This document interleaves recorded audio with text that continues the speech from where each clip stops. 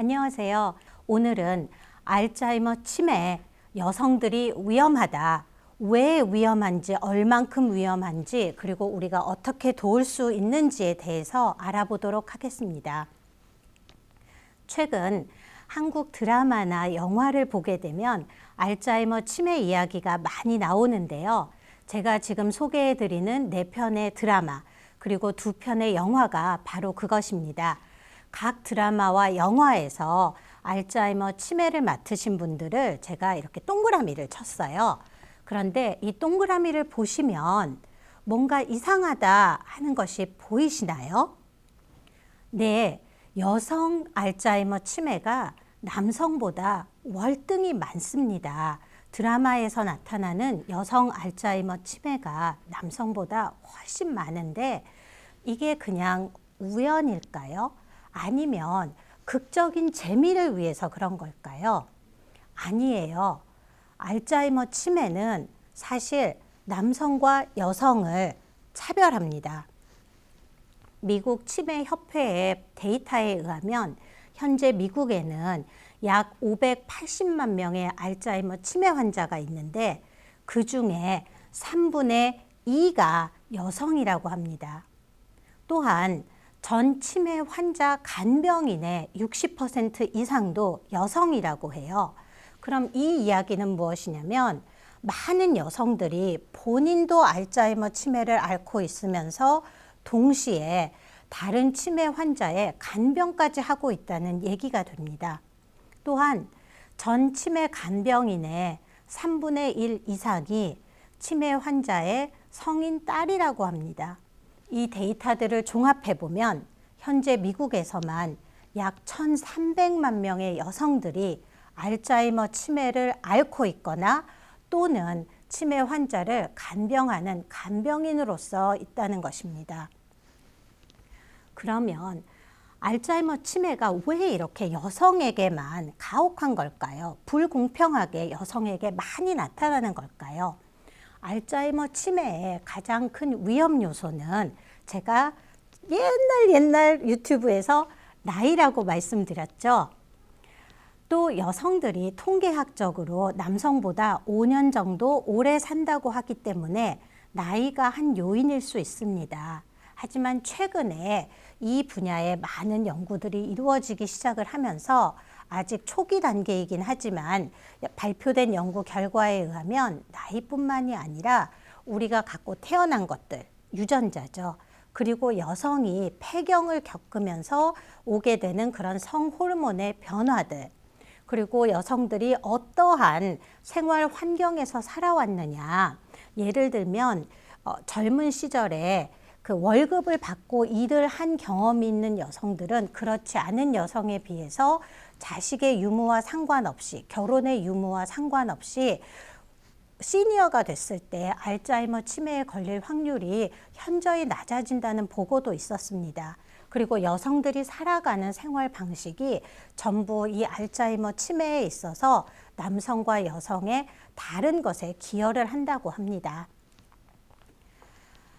그러면 이 알츠하이머 치매에 있어서 여성과 남성이 다른 것이 왜 이렇게 아직 연구가 초기 단계이냐 하면은 사실 이 알츠하이머가 여성과 남성을 차별한다, 다르다라는 것이 알려진 것이 얼마 되지 않았습니다.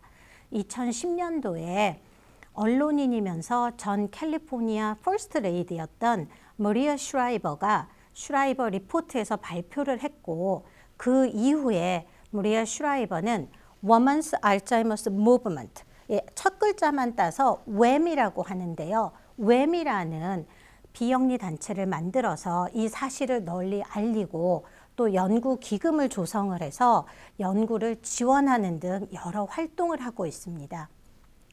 UCI 마인드도 이 머리아 슈라이버의 WAM 단체의 협력 기관으로서 특별히 여성에게 포커스를 두고 왜 여성이 알츠하이머 치매에 있어서 남성과 다른지, 어떤 작용 기작이 다른지 등을 연구하는 데 총력을 기울이고 있습니다. 여성은 우리 모두의 엄마입니다. 또한 누군가에게는 누나이고 동생이고 언니이면서 또 딸이 됩니다. 우리의 소중한 여성들이 이렇게 노년이 됐을 적에, 시니어가 됐을 적에 알츠하이머 치매에 걸릴 확률이 현저하게 높다라면 우리가 도와야 되지 않겠습니까? 여러분이 각자의 자리에서 도와주실 것들은 많이 있습니다. 그 중에 저는 특별히 과학자로서 이런 특별히 치매 연구, 그리고 노화, 간병 등 여성과 관련된 의료 연구에 많이 참여해 주시기를 특별히 부탁드립니다. 제가 아까 언급한 것처럼 지금 현재 나오고 있는 초기 연구 결과들이 알츠하이머 치매에 있어서 남성과 여성과 다른 것이 단순히 나이뿐만이 아니라 유전적인 영향, 그리고 살아가는 환경, 우리의 생활 습관, 여성들의 생활 습관, 모든 것들이 다 영향을 미친다 그랬는데요. 이 사실이 과학적인 근거를 가지고 새로운 진료법, 진단법, 그리고 예방법이 되기 위해서는 더 많은 의료 연구가 필요하고, 그 의료 연구에는 정말로 많은 사람들의 참여가 필요합니다. 그런데 의료 연구 참여에 있어서 어느 특정 민족, 어느 특정 인종만 참여하게 된다면 참여하지 않은 인종이나 민족에게는 적합한 치료법, 예방법, 진단법이 발견될 수 없기 때문에 특별히 우리 한인 여성들을 위해서, 우리의 엄마들, 우리의 딸들을 위해서 많은 한인 여성, 남성분들이 의료 연구에 참여해 주셨으면 합니다. 제가 특별히 참여를 부탁드리고 싶은 의료 연구는 케어 레지스트리입니다. 케어 레지스트리는 UC 샌프란시스코가 주관이 되고 UCI 마인드와 소망 소사이어티가 파트너로 약 10,000명의 아시안 아메리칸들의 데이터 레지스트리를 만드는 것입니다. 이것은 데이터 레지스트리이기 때문에 지금 당장 약을 드셔야 된다거나 의료 영상을 찍는다거나 또는 피 검사를 한다거나 하는 것들은 아닙니다. 설문조사이고, 내가 의료 연구에, 특별히 노화 연구, 치매 연구, 간병인 연구에 관심이 있으니까 적합한 연구가 있을 적에 연구자들이 나를 컨택해도 된다라는 것입니다. 이 연구는 한국어, 중국어, 또 베트남어로도 되어 있기 때문에 편하신 언어로 참여해 주시면 됩니다. 우리의 소중한 여성들, 그리고 우리 다음 세대의 여성들을 위해서 많은 한인분들의, 그리고 많은 아시안 아메리칸들의 연구 참여를 부탁드립니다. 감사합니다.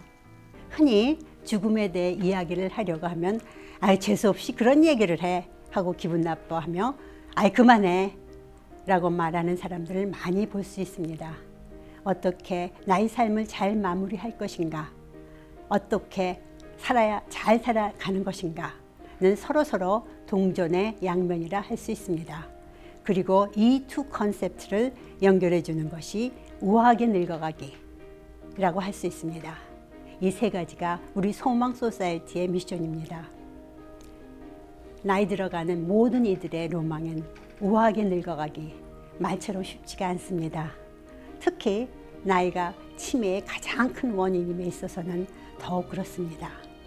그래서 소망에서는 웰 에이징 사업으로 치매와 관련하여 치매 환자 돌봄 교실, 치매 환자 가족을 위한 세미나와 지원 모임 등 여러 활동들을 하고 있습니다. 뿐만 아니라 나이 드신 분들이 활동할 수 있는 여러 자원봉사의 자리도 마련하고 있고요.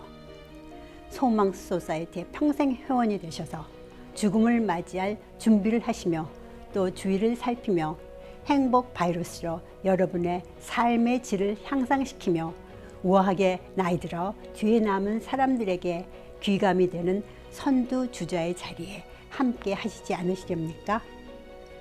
지금 우리 소망 소사이어티에서는 500명 평생 회원 영입 릴레이 캠페인을 하고 있습니다. 내가 사랑하는 사람, 귀한 친구를 위하여 평생 회원 후원자가 되어서 또 그 사람들이 그의 친구를 후원하는 사랑의 바톤을 넘기는 연속적 릴레이를 하는 일에 동참하시기를 권유드립니다.